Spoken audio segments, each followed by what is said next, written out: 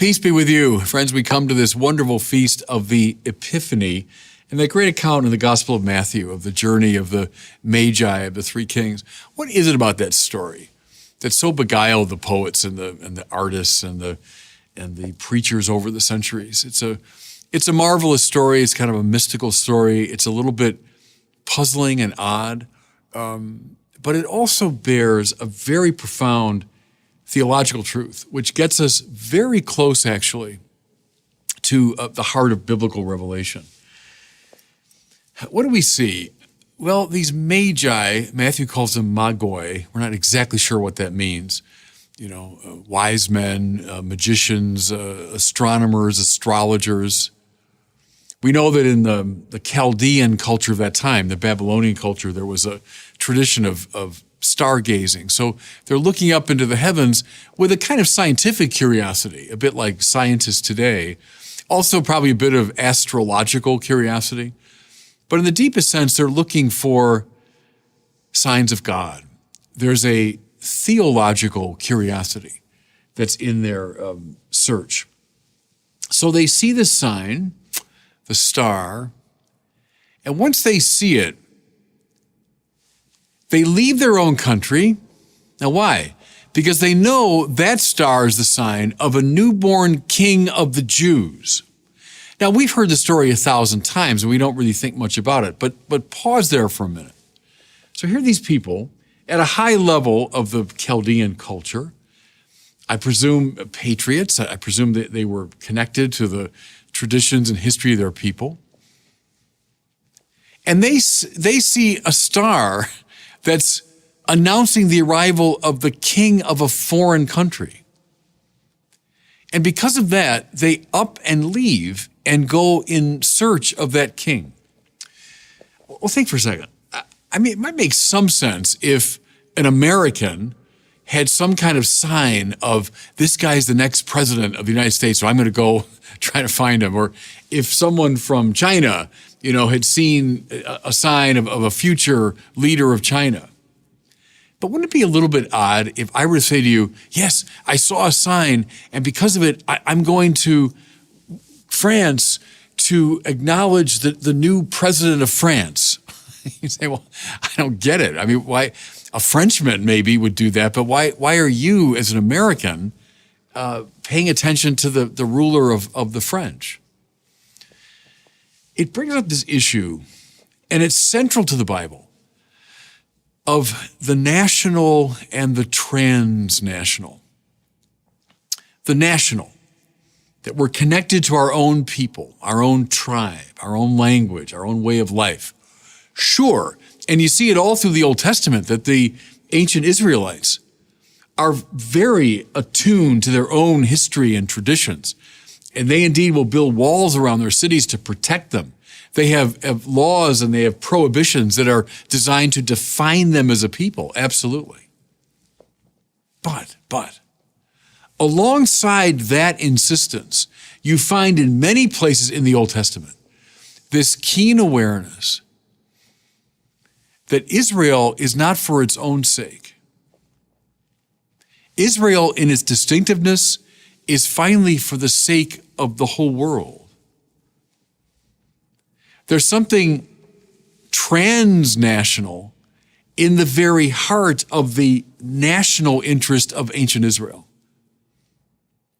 Yes, the king of Judea, yes, the successor of David living in Jerusalem, but the ultimate orientation is toward a king who will govern all the nations. Think for a second, too, everybody, of nationalism, which is a beautiful thing, patriotism and being close to your own national traditions and language and so on, beautiful. But how many wars and how much heartache have been caused by a preoccupation with one's national identity? How many wars have been fought over borders, over national limits and disputes and so on? Nationalism is beautiful, patriotism is beautiful, but it carries this terrible shadow. The shadow is overcome by a keen sense of something that transcends the particularities of a nation. What are we seeing now in the Magi? This rather extraordinary thing. Chaldeans, yeah, but they see the star of a foreign king, but they up and leave their own country in search of it. They're sensing something, that this king is not just the king of a foreign nation. Somehow this king of Israel is also destined to be, supposed to be, the king of all the world. This is the genius anticipated in the Bible. And I think everybody realized in a very powerful way in the Church Catholic up and down the centuries. I just came back, a few months ago from the Synod in Rome. There he was, this guy from Chicago, Illinois, now bishop in southern Minnesota. And I'm sitting across the table from cardinals from Malaysia and from Hong Kong and from Lithuania and from Argentina. And then at the front of the room, there's the successor of Peter, who's from Argentina and has now made his way to Rome. Again and again, I was struck by the startling internationalism of that gathering. And I said many times, I don't know any other organization on the planet that could bring together such an extraordinary international gathering. All of us under one king, all from our different nations, but willing to transcend the particularity of our nation for the sake of this common kingship. I think that's part of the genius of Catholicism. I saw it too just a few months before the Synod. I was in Lisbon for World Youth Day. That was part of the genius of John Paul II, wasn't it? To bring together young people from all over the world with their national flags and songs and garb and so on. They weren't abandoning that. But they were finding a higher, transcendent unity because they were all under the kingship and lordship of Jesus. Like the Magi, they were willing to get up from their home countries, to cross, in some cases, to go halfway around the world, and to find a communion with every other kid from all over the globe under the one common kingship.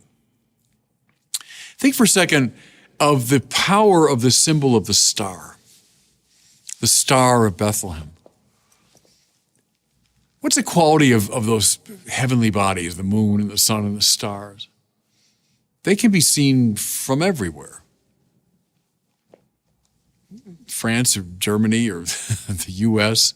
Of course, there's northern, southern hemisphere, but you get my point that a star transcends the national boundaries. And all of us together can look up toward its light. That, I think, everybody, is the power of this feast day, of the Epiphany. Epiphania, that something has been shown. What is it? That there's something that stands beyond our particularity, beyond our simple national identities, beyond these divisions that have caused so much anguish. It's Christ the King. And we leave behind these particularities in search of this common kingship. Can I make a connection now between this feast day, which celebrates something at the very beginning of Jesus' life, and the accounts of the crucifixion?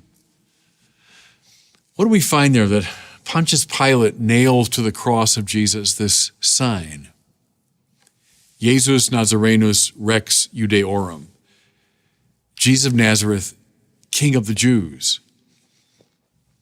Well, the Magi, 30-some years before, were indeed looking for the King of the Jews.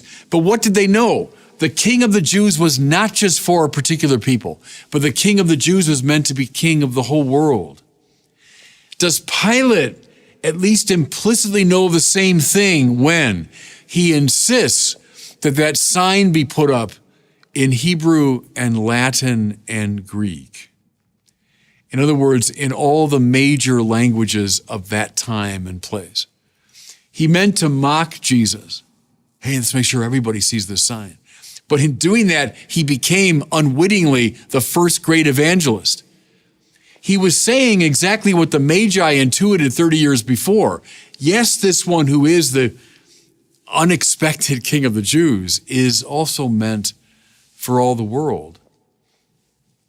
It's from that place, everybody, that the missionaries went out. And they went out with the message of the magi. We found the king, not a rival king from another country is going to conquer yours and bring you under his domination. No, we found the king who's like a star that hovers over all of us, that we can all see together. That's the genius of the Catholic Church. Kata holos, right? According to the whole. And today I know we read this in terms of domination. That's sort of a hang-up of our time. Whenever you talk about wholeness or unity or everyone coming together, it looks like domination. No, but watch again. What does this king look like whom the Magi anticipated?